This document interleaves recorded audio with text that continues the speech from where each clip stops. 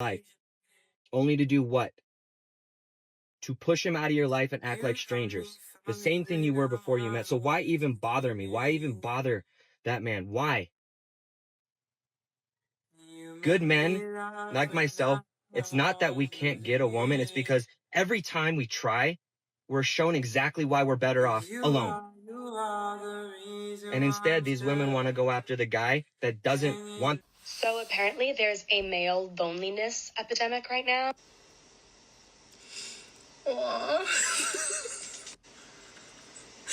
Is this the consequences of your own actions? Wait, I'm sorry. We're addressing men's issues, so this is a serious matter. Have you guys ever heard of Eat, Love, Pray?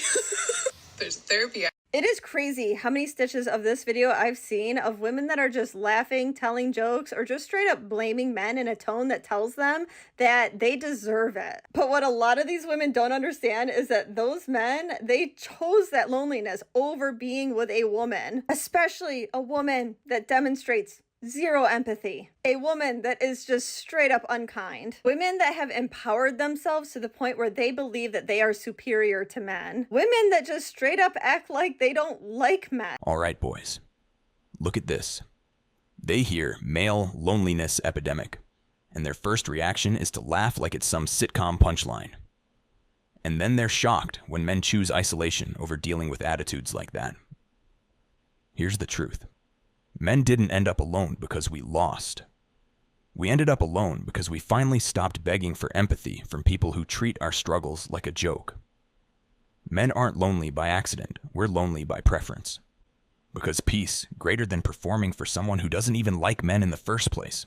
It is important to disappoint women because the more a woman likes you, the more that she is interested in you, the more she's going to want more of you. Women don't love like men do. A woman's love is more consumptive. A woman in love wants everything. She wants all of your time, all of your attention. And if she could, she would crawl inside of your head so she could know all your thoughts and feelings. You see this kind of reaction in miniature when women get around babies like, "Oh, you're so cute. I could just eat you up." Yeah, it's like, In as many different ways as possible, a woman in love wants to put you inside of her. So that's consumptive feminine love. He's basically saying what a lot of men already figured out the hard way.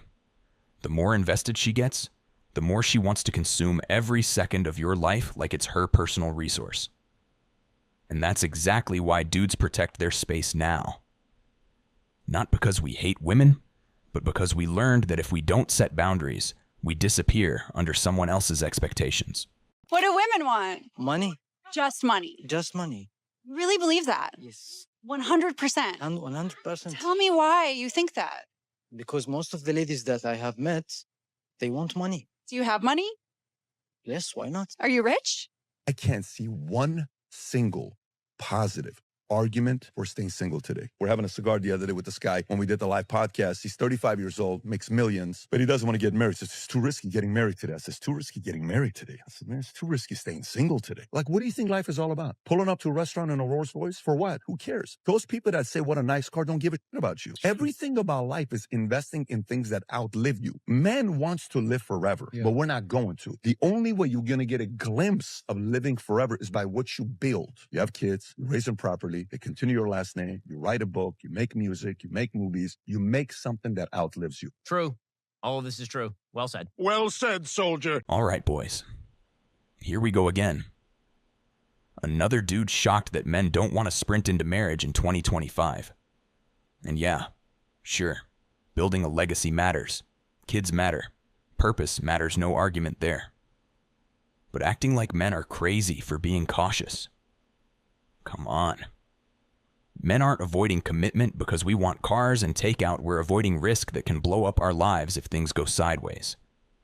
It's not that guys don't want family. It's that the system makes the cost way higher for us. So telling men, just get married, bro, without acknowledging why they're hesitating is missing the whole point. Men want legacy, yeah, but we also want peace, stability, and a fair shot. That's the real issue. You want to know why most good men remain single, myself included? It's because all of us have had times in our life where we're doing perfectly fine on our own. We're financially set. We're living life on our own. We don't need anybody. But they happen to come into our life, make us feel like maybe this is the one time that she's going to make me feel special. Say things like, you're a catch. You're my dream, man. You're so this, you're so that. I can't believe I found you. I can't believe I'm so lucky to have you in my life. Only to do what? To push him out of your life and act like strangers. The same thing you were before you met. So why even bother me? Why even bother that man? Why? Good men, like myself, it's not that we can't get a woman. It's because every time we try, we're shown exactly why we're better off alone. This, right here, is the whole documentary in one clip. Every good man has lived this exact storyline. Life is smooth, bills paid, peace intact. Then she shows up with the "you're my dream guy" speeches, love bombs the hell out of you, makes you think maybe this one's different, and then, boom, gone. Acting like you never existed. Back to strangers. And that's why men stay single by choice. Not because we can't get women, but because every time we let one in, she reminds us why solitude hits harder than heartbreak. Peace greater than disappointment. Every time. So hard having a good man. When your cycle's coming and you want to be crazy. This man is getting on my nerves and he's not even doing anything. And he's being extra nice. He's gonna go get me some food right now. And I told myself, I gotta get it together. Get it together. By the time he goes and gets that food and come back, I better have a smile on my face, attitude going. But I can't help it. It's my hormones. Boys. She literally admits he's doing nothing wrong, being nice, bringing her food, and she still wants to snap on him. And then they wonder why men choose peace. This is exactly why good dudes stay single. I won't settle. I'll just be single. My mom's single. My mom's been single. My mom raised me single, so I'll just stay single. By the way, that's a very genetic trait. It's true. There's a book called. There's a book called. Single. No, it is. There's a book by Barry Schwartz, one of my mentors. He's a professor, and it's called The Paradox of Choice. People get fucked up when they think they have too much choice, but nobody has as much choice as you think. Wow. But it's genetic. Some people, he calls them maximizers or satisficers. Maximizers are always looking for better, and they're not going to settle till they find the best. Satisficers realize time is short. And so it's like, you got to marry something, especially for giving birth to babies. Like for men and women, you got to pop them out because nature don't give a shit about culture. Here it is again. Women refusing to settle because maybe there's someone better. Maximizers. Always chasing the next option. Meanwhile, men see this and think, why bother?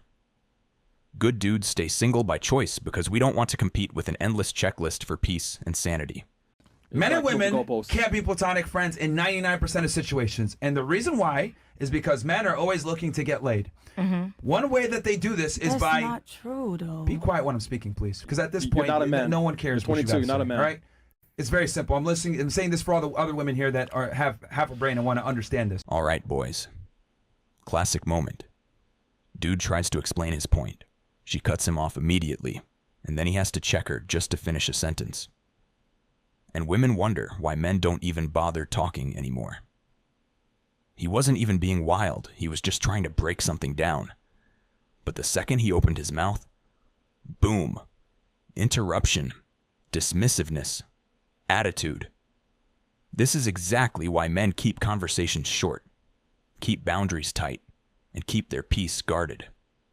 You can't get a word in without someone trying to correct you before you even finish the point. Men aren't silent because we have nothing to say.